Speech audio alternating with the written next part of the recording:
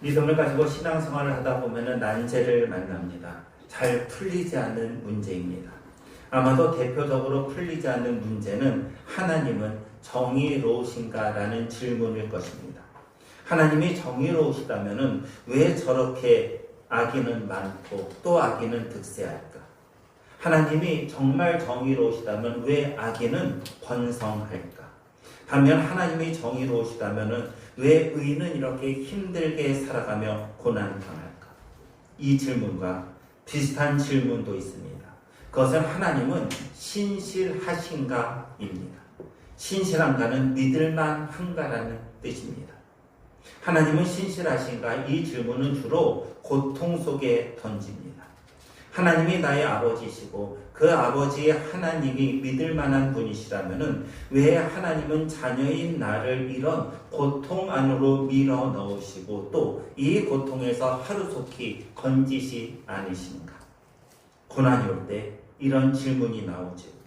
특히 내게 주어진 고난이 내가 원인을 제공하지 않았을 때 이런 질문은 더 심각해집니다. 내가 죄를 지어서 고난당합니다. 그때 고난은 이해가 돼요. 받아들이기도 합니다. 또 내가 실수해서 고난당합니다. 마찬가지로 그런 때도 내가 당하는 고난은 받아들여지며 이해됩니다. 하지만 내 실수도 아니고 내 잘못도 아님에도 고난이 온다면, 더더구나 그 고난의 강도가 세다면 필연적으로 하나님을 향해 이런 질문을 던질 수밖에 없습니다. 아버지 하나님, 왜 나를 이런 고난 속에 넣으시고 건져주지 않으십니까? 정말 하나님이 계시다면, 그리고 믿을만 하다면 이런 고난을 당하지 않게 보살펴 주시고 설령 이런 고난 속에 있더라도 건져주셔야 하지 않습니까? 이와 같은 질문이 난제에 해당합니다. 고난당하는 순간에는 사실 명확히 설명하기 힘듭니다. 시간이 오래 지나야 알 수 있습니다. 막상 그럼에도 당하는 순간에는 우리가 힘들 뿐입니다. 본문은 아브라함의 시험에 대한 말씀입니다. 아브라함의 이 시험은 종교개혁자 칼빈의 말대로 아브라함이 받았던 시험 중 모든 시험을 초월하는 시험입니다. 살다 보면 우리가 수많은 시험을 만나죠. 아브라함도 수많은 시험을 받았는데 본문의 시험이 아브라함에게 가장 크고 가장 중대하며 가장 견디기 힘든 시험이었습니다. 그래서 칼빈은 이런 말을 덧붙입니다. 만약 믿음으로 아브라함의 마음이 이 세상을 초월할 수 있는 높은 단계까지 올라가지 않았다면 아브라함은 몇 번이고 정신을 잃었을 것임에 틀림없다. 칼빈의 말대로 아브라함이 받은 시험은 그의 믿음이 아니었다. 몇 번이고 정신을 잃었을 정도로 그를 힘들게 했을 것입니다. 그렇다면 칼빈의 표현대로 아브라함이 겪었던 모든 시험을 훨씬 초월하는 그 심한 시험은 어떤 것입니까? 17절을 보시기 바랍니다. 함께 읽으십니다. 아브라함은 시험을 받을 때에 믿음으로 이삭을 드렸으니 그는 약속들을 받은 자로 돼 그 외아들을 드렸느니라. 하나님이 아브라함을 시험하시죠. 아브라함을 시험하시는 내용은 하나밖에 없는 아들 이삭. 창세기 표현에 의하면요, 사랑하는 아들 이삭을 번제로 드리라입니다. 여기서 먼저 시험의 의미를 살펴봐야 합니다. 시험은 유혹이 아닙니다. 유혹은 사탄이 우리를 넘어뜨리려고 우리에게 주는 방법입니다. 사탄은 유혹하지만 하나님은 유혹하지 않으십니다. 하나님은 시험하십니다. 시험을 영어로 말하면 테스트입니다.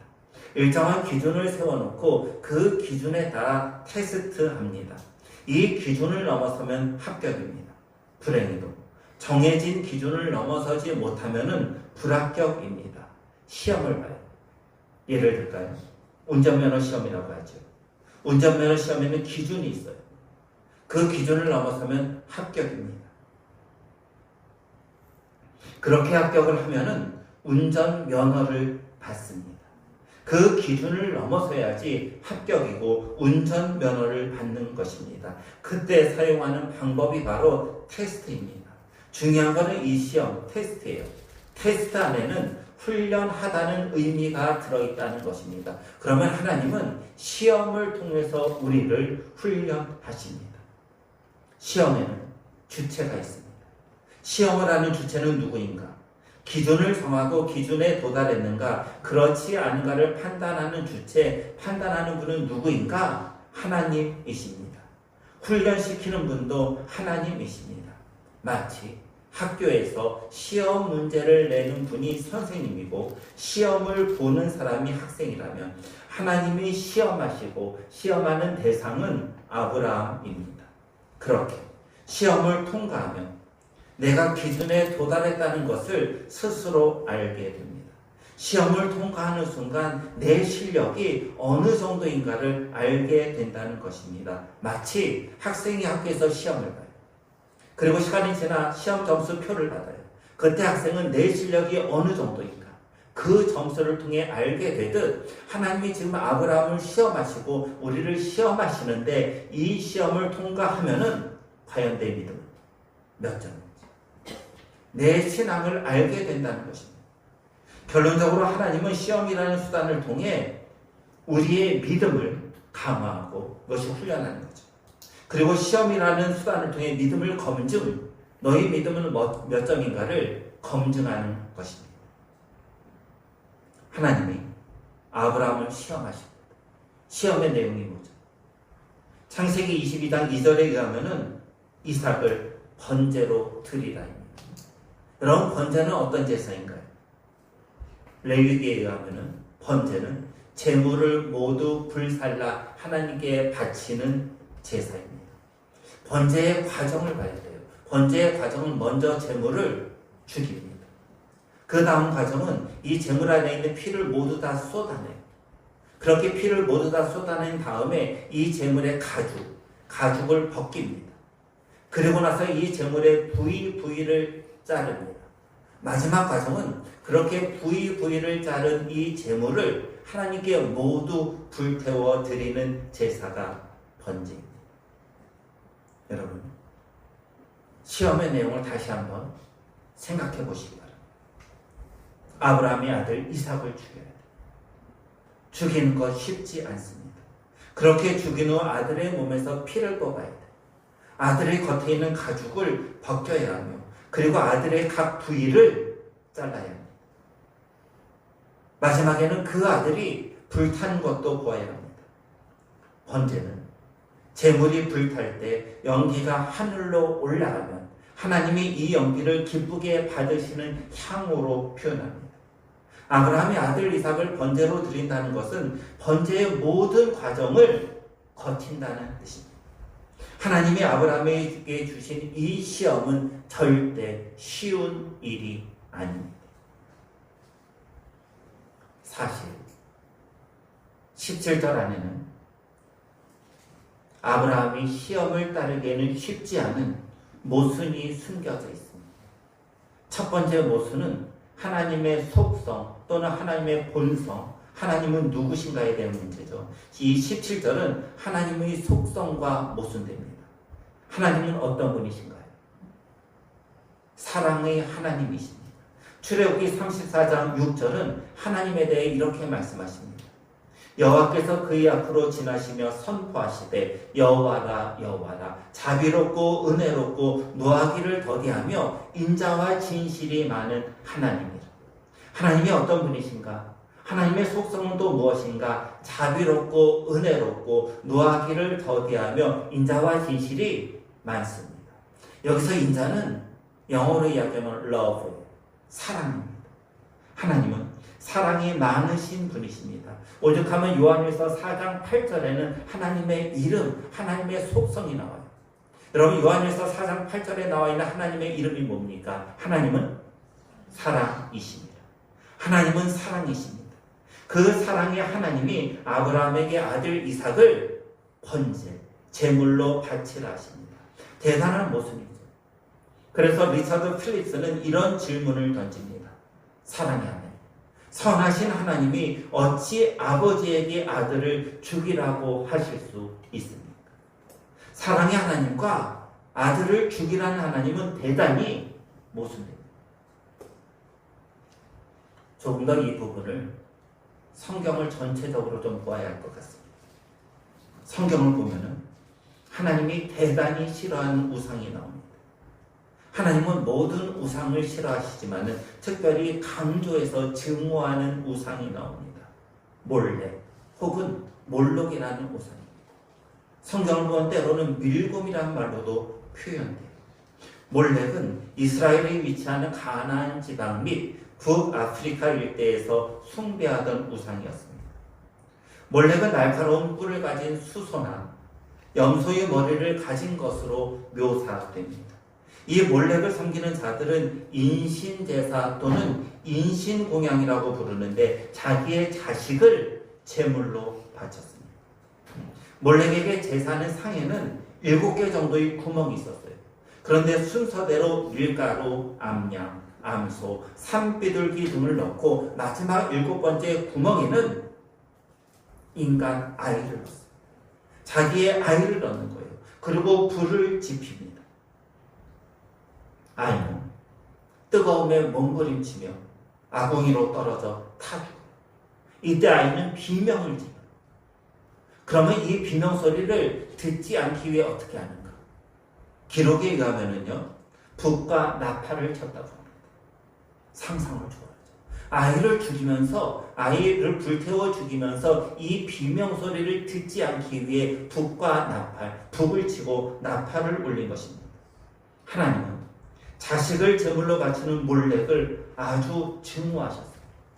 사람을 제물로 바치는 것에 대한 하나님의 증오심입니다. 여러분, 모순되죠. 하나님은 지금 자신이 증오하는 일을 아브라함에게 시킵니다. 정작 하나님 본인은 인신제사, 인신공양을 증오하면서 아브라함에게는 자기 아들을 번제로 바치라 하십니다. 또한 사랑의 하나님이 아버지에게, 아브라함에게 아들 이삭을 죽이라는 일을 명령합니다. 이 두 개는 모순됩니다. 17절 안에는 이보다 조금 더 큰 모순이 나옵니다. 이 모순 역시 하나님의 속성과 관계되는 모순입니다. 하나님은 어떤 분이신가? 여러분 11절을 좀 보세요. 지난번에 보았던 본문인데 히브리서 13장 11절을 보면은 마찬가지로 하나님은 어떤 분이신가? 하나님의 속성이 나옵니다. 히브리서 11장 11절이에요.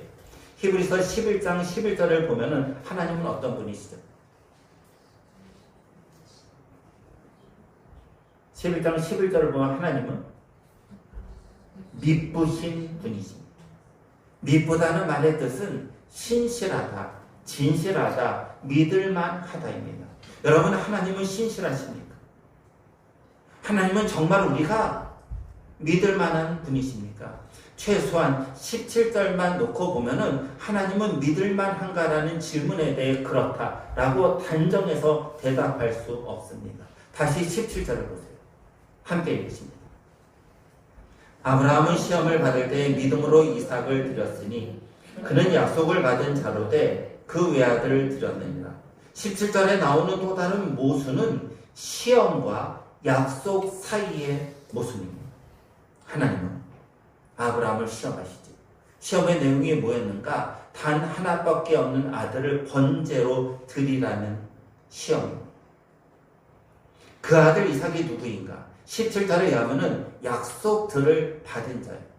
어떤 약속이었죠? 두 가지였어요. 하나는 가나안 땅을 아브라함과 아브라함의 후손인 모두에게 주겠다는 약속이었고, 두 번째 약속은 아브라함에게 자식을 통해서 수많은 민족, 어느 정도의 수많은 민족인가? 하늘의 별처럼 바다의 모래처럼 많은 민족이 생길 것이다 입니다. 아브라함에게는요, 아들이 하나, 사라와의 사이에서 만약에 이 외아들이 죽으면은 단 하나밖에 없는 아들이 번제로 죽여 하나님께 바치면은 하나님이 주신 약속들은 성취될 수 없습니다.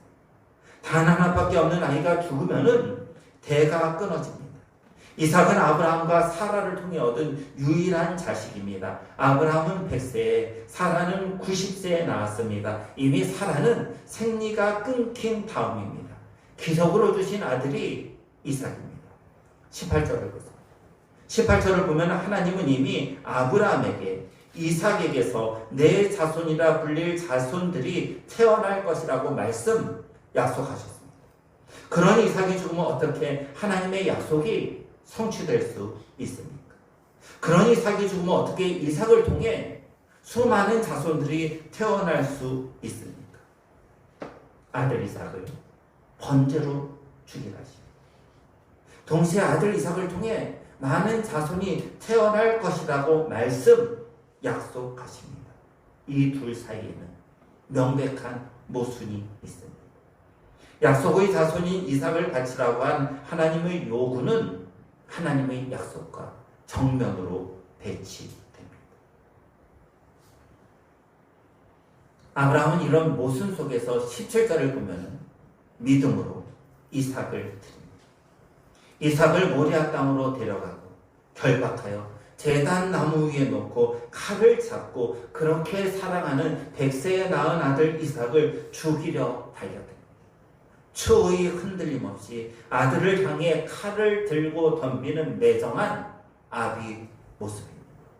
도대체 아브라함의 믿음은 어떤 믿음이었기에 추의 흔들림 없이 아들을 향해 칼을 들고 달려들었을까?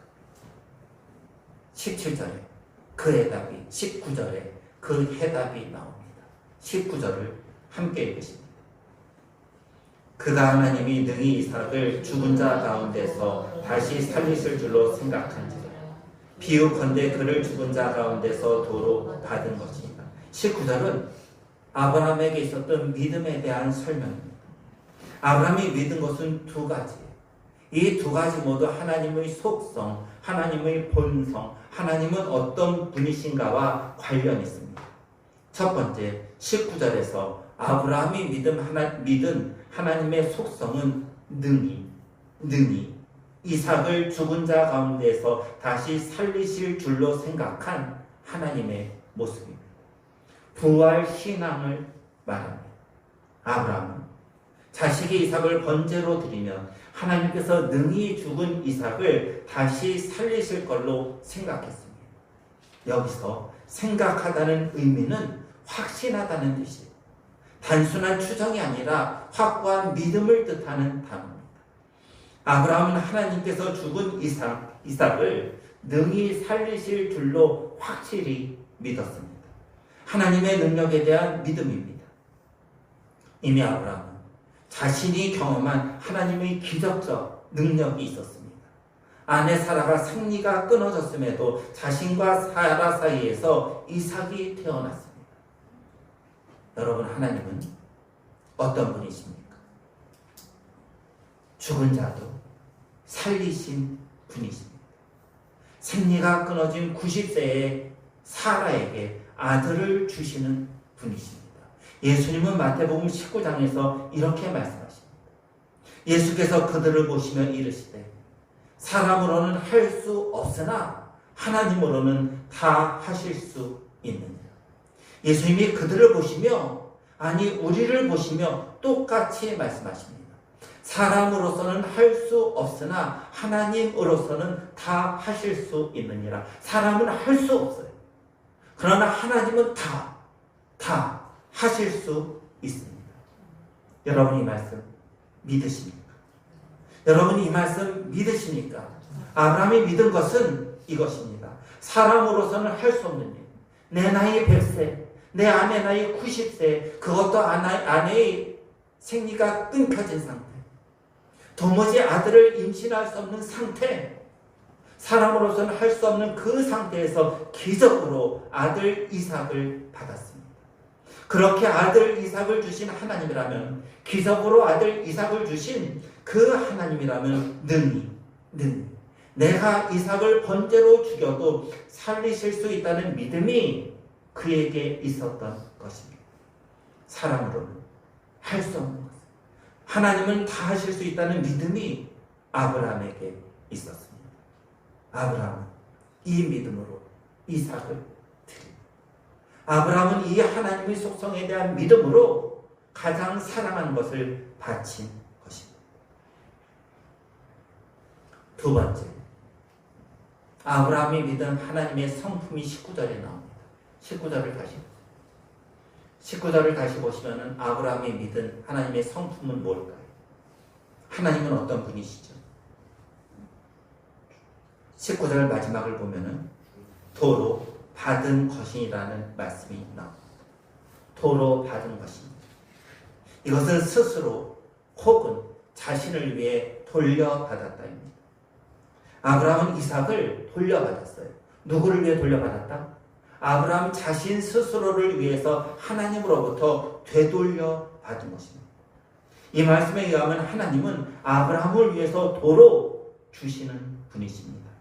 주고 빼앗는 비정한 하나님이 아니십니다. 백세의 아들을 주고서 번제로 빼앗는 분이 하나님이 아니라는 것입니다.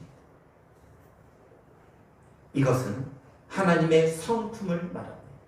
하나님은 우리에게 많은 것을 주셨어요. 그리고 도로 빼앗는 분이 아니세요.